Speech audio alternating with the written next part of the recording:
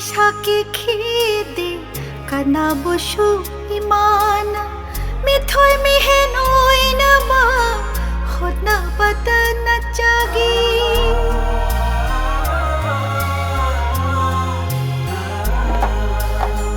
minok maisaki khide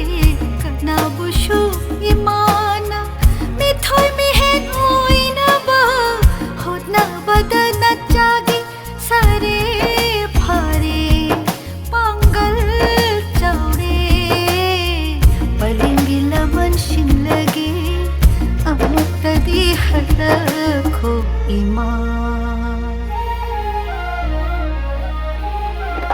malim sinna koi na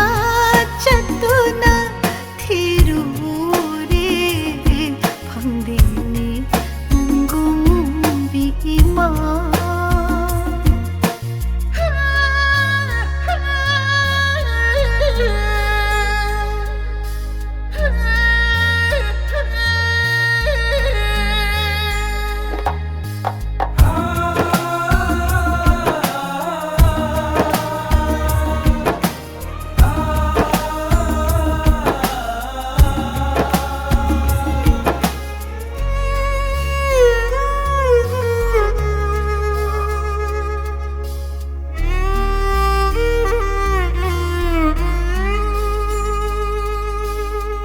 happy khiba pangal thauna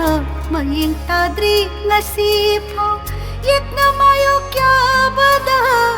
chokha banai khiro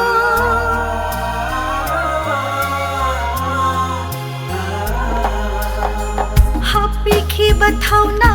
pangal maying tadri nasipo yet na mayo kya bada chokha banai khiro